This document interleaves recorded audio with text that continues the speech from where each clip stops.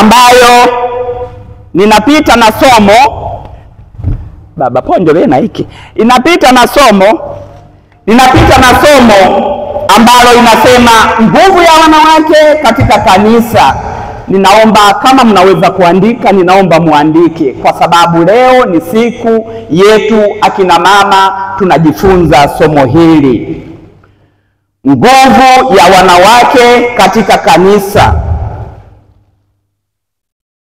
Lazima tuitambulishe nguvu ya wanawake katika kanisa letu. Kuitambulisha nguvu ya wanawake ni katika kusimama katika kuomboleza. Bwana Yesu asifiwe.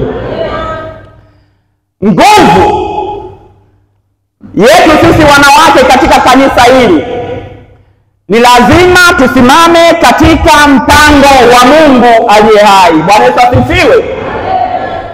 Kama tunazo nguvu ambazo tunaweza kuzitumia kwa mambo mengine, lakini Biblia ya leo inatuambia ni lazima wanawake tuitambulishe nguvu ya Mungu, ambayo kama wanawake tujue kuomboleza. Jua mmoja kama ni kulila. Toka tukulila, kuna mmoja hapo ni tukulila, lenga hapa tuna matatizo mingi tukulila.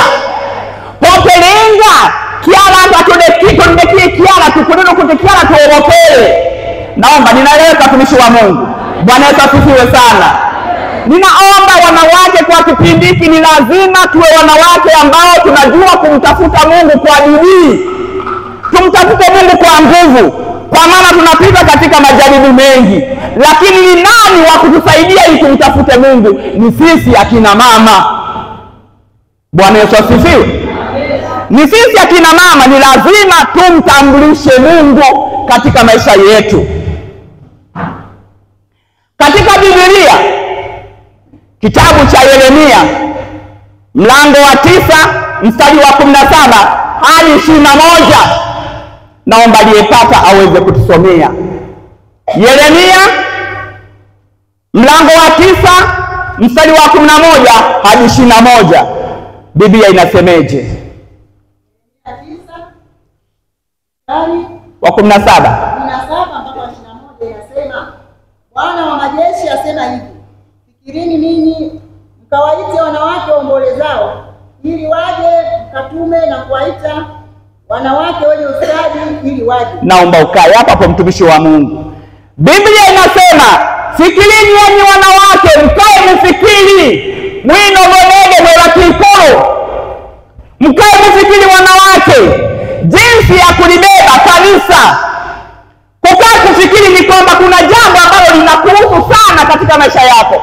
Mungu alisema na mtumishi wa Mungu Yeremia, akasema ninaomba kanitie wanawake wanaojua kulia, wanaojua kuomboleza, ili iza ndio wakabili wana wa Israeli simame katika msimamo wake. Bwana Yesu asifiwe. Hakuna kazi ya Mungu inayoweza kutendeka tukimwomba Mungu kwa roho na kweli asijibu.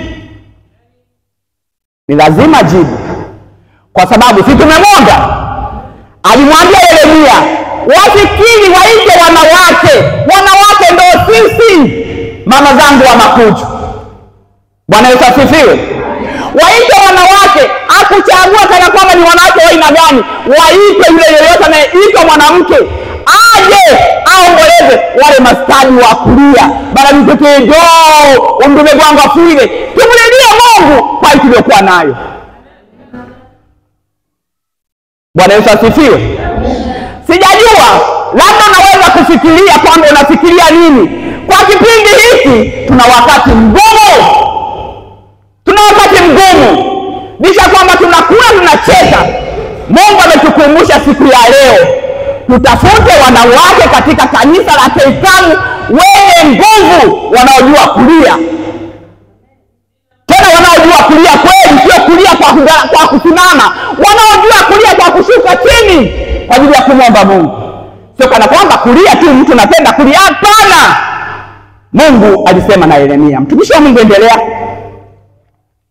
Mstari wa 18, na wafanye haraka na kutuombolezea. Ndio. Ili macho yetu yatupizike machozi. Ndio. Na kope zetu zibubujike maji. Ndio.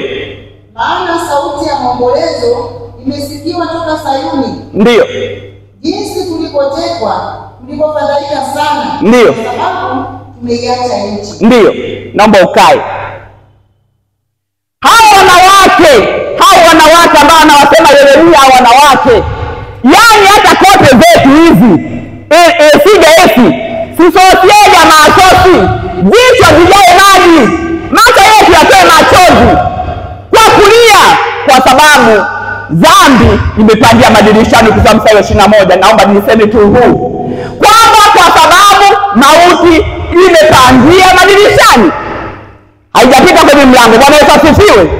Lenga tukuona uwite banana tukabagema kuseka kunongo jakote uwite wota buli ninjenda kwendera lero uwite huo mwendile madirisha hapa. Amen. Bwana Yesu asifiwe. Amen.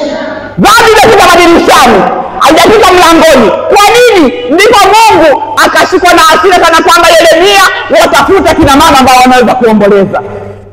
Ni lazima tushuke chini ya mkono wa Mungu. Tunapita katika kipindi kigumu, tunapita katika shida, tunapita katika matatizo mengi. Leo tulipotabakikote la kuiputa, Yeremia aliwaomba wanawake, waliomboleza na waisema Mungu alifanya. Bwana Yesu asifiwe. Kwani kwetu sisi Mungu aweza kufanya? Kwetu Mungu aweza kufanya. Ila kama tunaomba kwa kukimbia, tukiomba kwa kushuka, Mungu anajibu. Bwana Yesu asifiwe. Mungu anajibu, tena anajibu kwa wakati.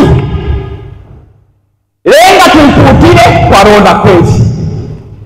Tukiomba kwa moyo mkunjufu, tukiomba kwa kushuka, tukiomba kwa kujinyima kama wanawake, tulenda bakikula bakuiputa mwikanisa wa manyadi langu. Tutakuja wanawake wenye nguvu, walibebe kanisa, wasimame mbele ya Mungu, walie. Ingongo nyingi tulinavyo, mambo mengi yametuzunguka. Bwana Yesu asifiwe. Tumekabiliwa na mambo mengi mpaka unabaki na shangaa. Mimi na katibu wangu nagombana naye, sababu haieleweki, lakini ni ugomvi sio kwa sababu. Ubako utoto uruke gojani, ni Mungu pekee wa kutukia sisi wanawake.